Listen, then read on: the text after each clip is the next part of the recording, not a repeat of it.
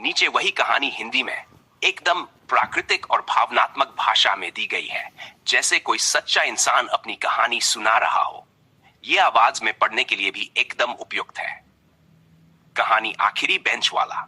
मैं अरविंद शर्मा हूं। एक छोटे से पहाड़ी कस्बे के सरकारी स्कूल में अंग्रेजी पढ़ाता हूं। काफी सख्त मिजाज का माना जाता हूं, वक्त का पाबंद, अनुशासन में कोई समझौता नहीं। बच्चे मुझसे डरते हैं पर इज्जत भी करते हैं।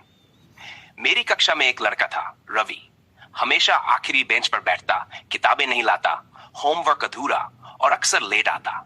ज्यादातर शिक्षक मान चुके थे कि उससे कुछ नहीं होगा। मैं भी कुछ ज्यादा ध्यान नहीं देता था। सोचा जब तक खुद न संभले कोई कुछ नहीं कर सकता। एक सोमवार को रवि फिर लेट आया, कपड़े गीले, हाथ में कुछ नहीं और आंखें थकी हुई। फिर देर से मैंने तेज आवाज में पूछा। वो चुप रहा। बाहर जाओ क्लास से, मैंने कहा। वो चुपचाप बाहर चला गया, लेकिन उसकी थकी हुई आंखें और फटी हुई चप्पलें मुझे दिन भर परेशान करती रहीं।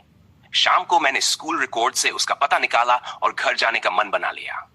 वो एक झुग्गी बस्ती में रहता था। छोटा सा कमरा, मिट्टी का चूल्हा, बीमार छोटी बहन और उसकी माँ जो अकेली सब कुछ संभाल रही थी। जब मैं पहुंचा, रवि चौंक गया। सर, आप यहाँ? मैंने देखा वो सुबह काम करता है, फिर स्कूल आता है, फिर शाम को बहन की देखभाल करता है। उसकी माँ ने कहा, पढ़ना चाहता है सर, पर हालात। उस दिन मुझे लगा मैं तो बस एक बेंच देख रहा था, लेकिन उसके पीछे कितनी बड़ी कहानी थी। अगले दिन क्लास में मैंने कहा, रवि आगे आओ, आज से तुम फ्रंट बेंच पर बैठोगे। सब हैरान रह गए, लेकिन रवि आया और वहीं से उसकी जिंदगी ने करवट ली।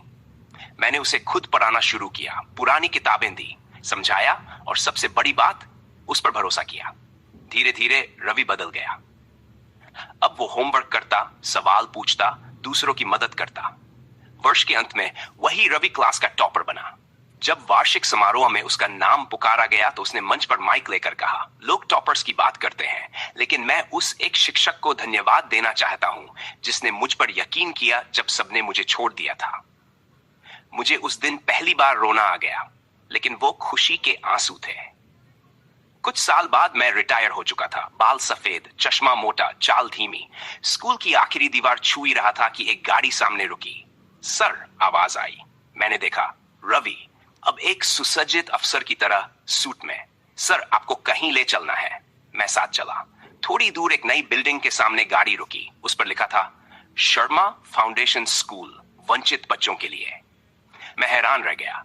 रवि मुस्कुराया। सर, मैं आज जो कुछ भी हूं आपके कारण हूं। यह स्कूल आपके नाम पर है, ताकि हर वो बच्चा जो पीछे बैठता है उसे भी आगे आने का मौका मिले। उस दिन मुझे लगा, शिक्षक होना सिर्फ पढ़ाना नहीं होता, किसी का जीवन बदल देना भी होता है। नैतिक शिक्षा।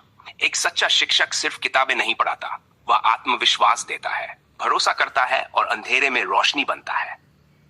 एक शिक्षक एक जीवन बदल सकता है, और एक जीवन पूरी दुनिया।